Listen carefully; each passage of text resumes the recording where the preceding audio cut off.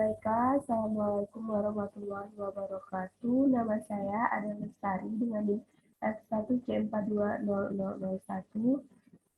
Video ini dibuat untuk memenuhi ujian akhir semester mata kuliah Manajemen Laboratorium dengan dosen pengampu Ibu Fitrato Aini, SSI, MSI. Nah, di sini saya akan mempresentasikan yaitu mengenai maintenance alat laboratorium dan keselamatan serta kesehatan kerja di laboratorium.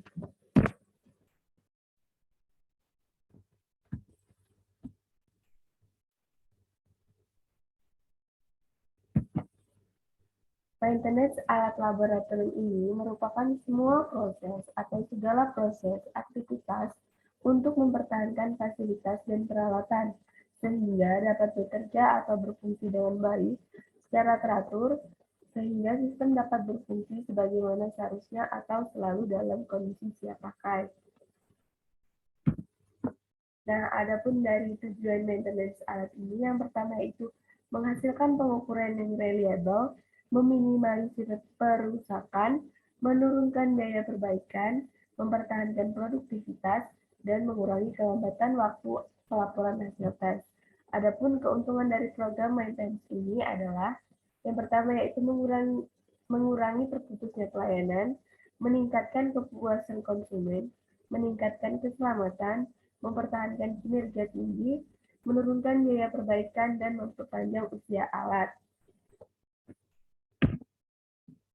Selanjutnya, adapun proses yang dilewatkan pada program maintenance alat laboratorium ini, yang pertama yaitu ada preventive maintenance, di mana preventive maintenance ini adalah bentuk dari kegiatan pemeliharaan preventif, yaitu berupa pengamatan, pemeriksaan, pencatatan, pembersihan, yang merupakan kegiatan pencegahan supaya aset dapat berfungsi dengan baik, serta penanganan kecil seperti adanya penggantian sebelum terjadinya kerusakan. Nah, adapun rancangan jadwal pemeliharaan preventif ini diantaranya yaitu dibuat pencatatan setiap kegiatan pemeriksaan alat, penggantian suku cadang, dan pelunasan. Sistem perawatan ini adalah sistem perawatan peralatan laboratorium yang secara sadar dilakukan untuk melalui tahap perencanaan, pengorganisasian, pelaksanaan, serta monitoring dengan tujuan untuk mencegah terjadinya kegagalan dan gangguan. Adapun ruang lingkup kegiatannya yaitu perencanaan dengan pengawasan sistematik inspeksi, kemudian deteksi dan koreksi atau perbaikan kecil, kemudian pelunasan dan penyetelan sehingga peralatan atau mesin ini selama beroperasi terhindar dari kerusakan. Proses yang kedua yaitu breakdown atau corrective maintenance, di mana perawatan ini bersifat korektif, yaitu sistem peralatan laboratorium yang dilakukan itu ada melalui tahap perencanaan, pengorganisasian, pelaksanaan, serta monitoring dengan tujuan untuk mengembalikan peralatan laboratorium pada kondisi standar, sehingga peralatan itu dapat berfungsi dengan normal. Adapun ruang lingkup kegiatan breakdown corrective maintenance ini dilaksanakan setelah terjadi kerusakan atau gangguan atau permasalahan untuk memperbaiki sehingga peralatan dapat beroperasi dengan normal. Nah, selanjutnya yaitu peralatan perawatan. Itu ada peralatan pemeliharaan, kemudian perawatan penyimpanan seperti rak penyimpanan, kemudian ada peralatan pemeriksaan, peralatan penyetelan, dan peralatan perbaikan.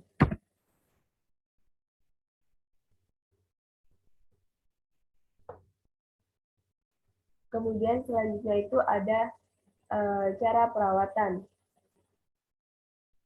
Yang pertama itu mencegah, kemudian menyimpan, membersihkan, memelihara, memeriksa, memperbaiki komponen yang rusak ringan atau rusak berat, kemudian mengganti komponen yang sudah rusak.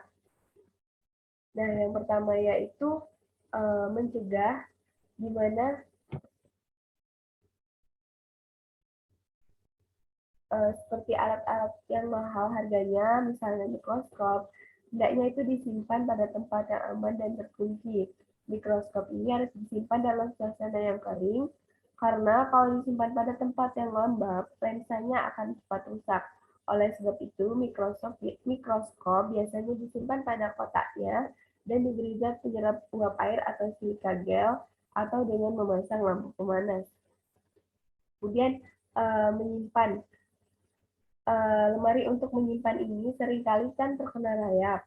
Untuk mencegah rayap yang dapat merusak berbagai jenis alat, maka secara periodik perlu disemprot dengan anti hama atau sejenisnya atau dengan memasukkan kapur barus pada lemari penyimpanan. Kemudian pemeliharaan ini seperti misalnya alat-alat tulis, terus tuh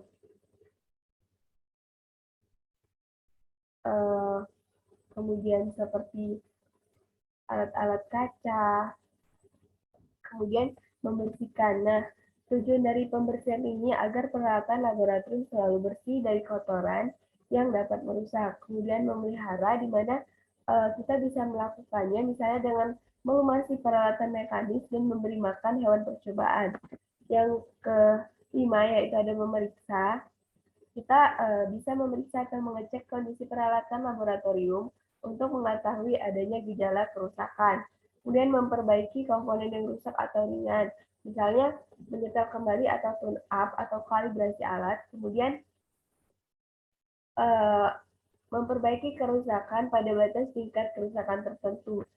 Dan terakhir itu mengganti komponen yang sudah rusak di mana tidak bisa kita pertahankan supaya pada saat digunakan itu tidak menghambat dari penelitian yang dilakukan. Nah, materi yang kedua yaitu keselamatan kerja di laboratorium. Di mana ketiga atau keselamatan dan kesehatan kerja di laboratorium ini merupakan ruang yang melingkupi pengelolaan sebelum aktivitas kerja atau pre-activity, kemudian saat kegiatan atau in doing process, dan sampai dengan penanganan risiko atau risk action.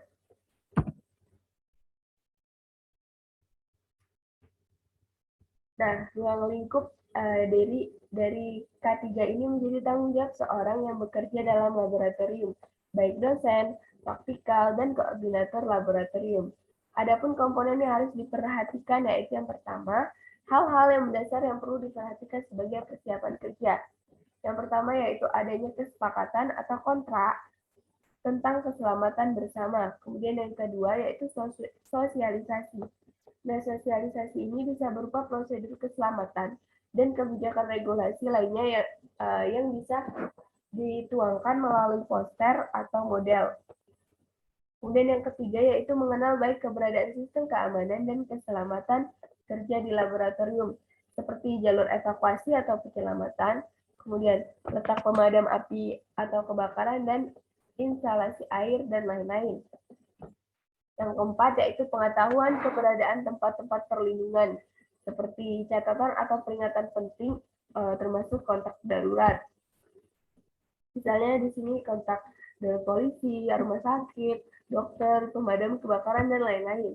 Kemudian yang kelima, yaitu kita pastikan bahwa seluruh pihak ini yang terlibat dalam kegiatan praktik di laboratorium terlindungi dari risiko kecelakaan, seperti panas, bahan kimia, proyektil logam, debu alergik, dan parasit. Nah, hal ini dapat kita gunakan yaitu misalnya kalau di laboratorium itu kita menggunakan pakaian dan alat pelindung.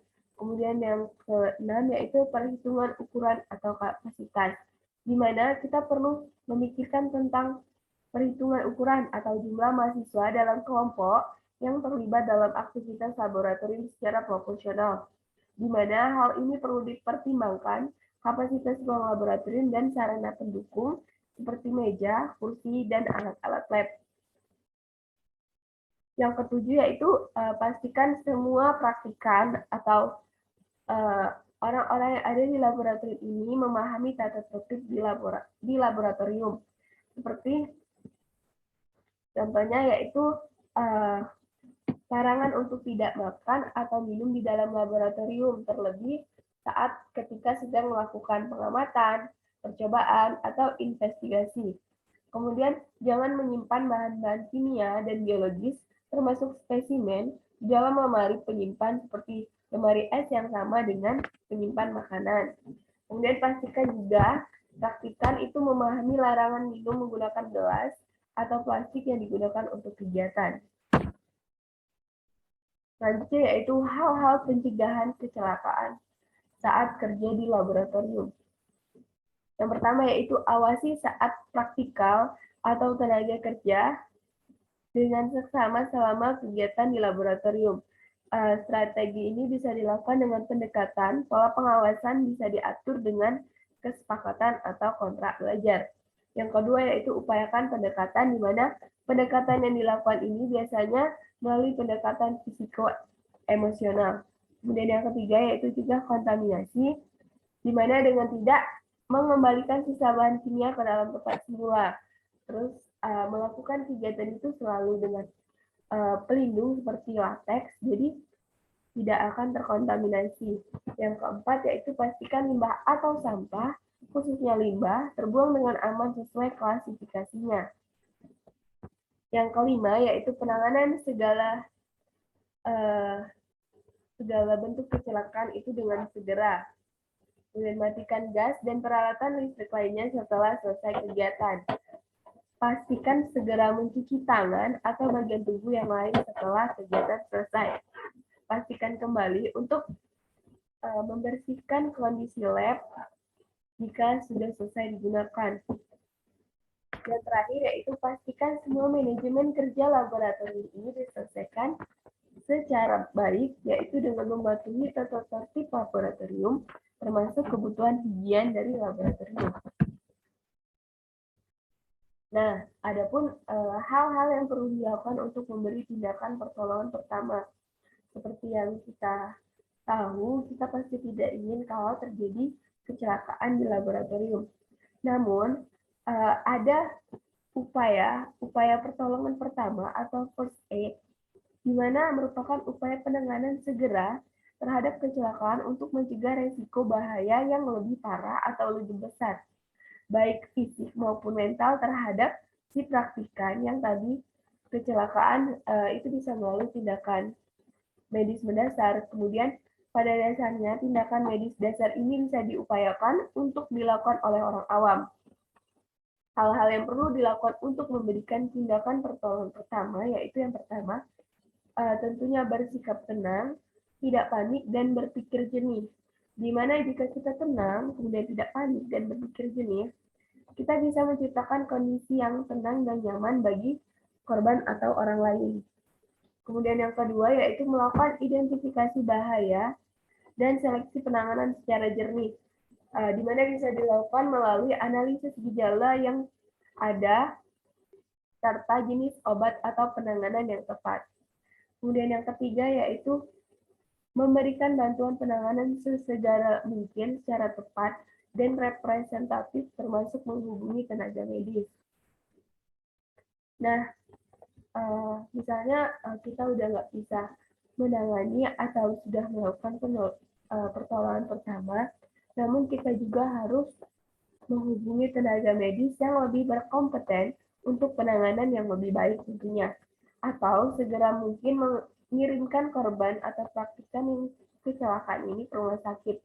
Spesifiknya, tindakan penanganan terhadap kecelakaan ini dapat dilakukan untuk kasus-kasus kontaminasi bahan kimia, kemudian kebakaran, dan luka atau infeksi.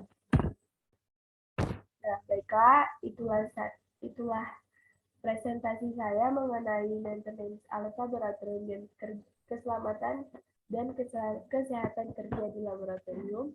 Kurang lebihnya saya mohon maaf. Wassalamualaikum warahmatullahi wabarakatuh.